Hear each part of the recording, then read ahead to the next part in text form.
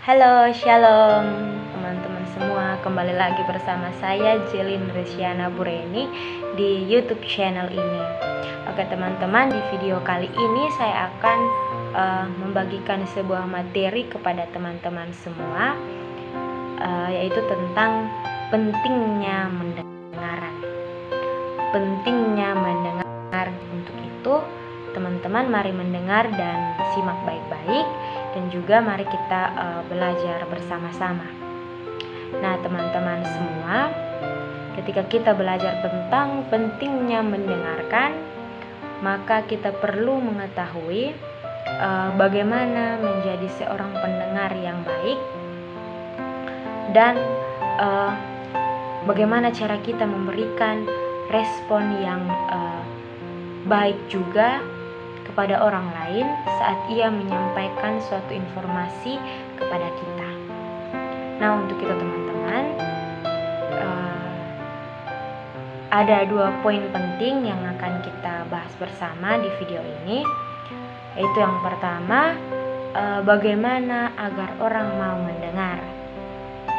Yang kedua, mendengarkan secara efektif. Nah teman-teman semua, kita akan membahas poinnya yang pertama, yaitu bagaimana agar orang mau mendengar. Dalam hal ini, ketika kita menginginkan untuk orang mendengarkan kita, maka kita harus memiliki beberapa sikap, yaitu sikap yang pertama yaitu sikap yang jujur. Kejujuran dalam menyampaikan berita atau informasi merupakan hal yang sangat penting. Nah, kadang-kadang ada saatnya kita perlu menyampaikan sesuatu, tetapi kita harus tetap menjaga sikap jujur dan kita tidak boleh berbohong. Ketidaklancaran komunikasi sering disebabkan rasa tidak puas karena sikap menyembunyikan sesuatu dengan berbohong atau tidak jujur.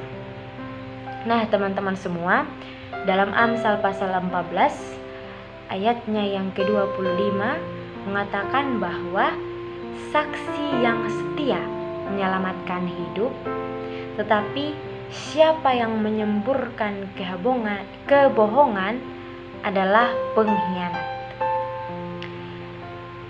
Teman-teman semua, seseorang akan sulit melakukan komunikasi dengan orang lain yang pernah atau bahkan sering melakukan kebohongan, karena di dalam komunikasi yang efektif diperlukan rasa percaya kepada pihak lain atau orang lain. Sikap yang kedua yaitu sikap menghormati kepercayaan. Bagaimana kita mampu menjaga kepercayaan orang terhadap kita, di mana ketika orang menyampaikan suatu hal yang sangat penting, maka kita harus menjaganya, dan ketika kita menyampaikan hal tersebut kepada orang lain, kita harus menyampaikannya dengan secara baik dan tidak membuat informasi tersebut menjadi sebuah gosip. Nah, sikap yang ketiga yaitu sikap keterbukaan. Yang ketiga, sikap keterbukaan. Perlu kita ketahui bersama bahwa orang selalu ingin menyampaikan suatu informasi tanpa ada rasa khawatir. Untuk itu, sebagai orang yang akan menerima informasi, ia harus mampu mempunyai sikap yang terbuka dalam menerima informasi yang disampaikan orang lain kepada dia. Komunikasi yang efektif didasarkan pada kemampuan kita untuk mendengar. Jika orang tidak yakin bahwa kita mau mendengarkan dengan baik, kegagalan dalam berkomunikasi sangat mungkin akan terjadi. Sikap terbuka tidak berpaku kepada pendapat kita sendiri, tetapi mempergunakan pendapat orang lain sebagai suatu bahan pertimbangan. Nah teman-teman, sikap yang keempat yaitu sikap menerima orang lain. Untuk menciptakan komunikasi yang efektif, perlu ada kepercayaan dari masing-masing pihak bahwa mereka dapat diterima dengan sepenuh hati tanpa syarat. Nah, ketika kita ingin menyampaikan sesuatu kepada orang-orang dalam suatu kelompok, dalam sebuah kelompok, kita harus memberikan fokus kita kepada semua orang di dalam kelompok tersebut agar tidak menghambat komunikasi yang baik kita dengan mereka. Nah teman-teman semua, kita sudah membahas poinnya yang pertama. Sekarang kita akan membahas poinnya yang kedua, yaitu mendengar secara efektif. Saya ulangi, mendengar secara efektif. Nah teman-teman, mendengarkan adalah salah satu keahlian yang sangat penting, karena akan membuat komunikasi kita dengan orang lain menjadi hidup. Nah, di dalam Markus pasal 12 ayat 37 disebutkan bahwa orang banyak mendengarkan apa yang dikatakan Yesus dengan penuh minat. Saya ulangi, orang banyak mendengarkan apa yang dikatakan Yesus dengan penuh minat. Nah, yang artinya bahwa mereka tidak hanya menggunakan telinganya mereka untuk mendengar, tetapi mereka juga memperhatikan dengan sungguh-sungguh. Nah teman-teman semua, ketika kita mendengarkan sesuatu secara efektif, kita akan mendapatkan keuntungan dari hal tersebut. Di mana di dalam kitab Yesaya pasal 1 ayatnya yang ke-19 disebutkan bahwa jika kamu menurut dan mendengar, maka akan memakan hasil baik dari negeri itu. Jelas di sini bahwa dengan memiliki kemampuan untuk mendengar, kita akan memperoleh keuntungan-keuntungan. Nah, yang menjadi pertanyaan, keuntungan seperti apa yang kita akan dapatkan? Nah, teman-teman semua, kita akan membahasnya bersama di video ini. Nah, keuntungan yang pertama yaitu mendengar dengan baik dapat memberikan dorongan moral, di mana ketika kita mendengarkan dengan baik dan sungguh-sungguh, kita akan mendapatkan respek dari orang yang berbicara dengan kita, sehingga dapat menimbulkan kepuasan dari pihak lain atau antara dua pihak. Nah, yang kedua yaitu mendengar dengan baik adalah ciri pemimpin yang baik. Saya ulangi, mendengar dengan baik adalah ciri pemimpin yang baik. Nah, teman-teman semua, kita dapat belajar dari sosok seorang Musa, yang dimana dia adalah sosok pemimpin yang mau mendengarkan saran dari orang lain, yaitu Yitro mertuanya untuk mengatur akan tugasnya dengan efektif. Nah, hal ini menjadikan Musa sebagai seorang pemimpin yang dapat melakukan tugas dengan lebih baik lagi. Dan semua itu merupakan ciri dari pemimpin yang mau mendengarkan orang lain dengan baik. Nah, keuntungan yang ketiga yaitu mendengarkan dengan baik sangat menghemat waktu. Ya, mendengarkan dengan baik sangat menghemat waktu. Ketika kita sudah mendengar dengan baik dan sungguh-sungguh, berarti kita sudah mengerti apa yang disampaikan terhadap kita, dan kita tidak bingung dan bertanya lagi kepada orang yang telah menyampaikan informasi tersebut kepada kita. Yang berikut, mendengar dengan baik menghindari kebingungan. Ya, mendengar dengan baik sangat menghindari kebingungan. Dimana ketika orang mendengar dengan baik, ia akan mendapatkan isi pesan tanpa kesalahpahaman. aspek mendengar merupakan hal yang sangat dominan dalam komunikasi yang efektif. Namun karena banyak orang yang tidak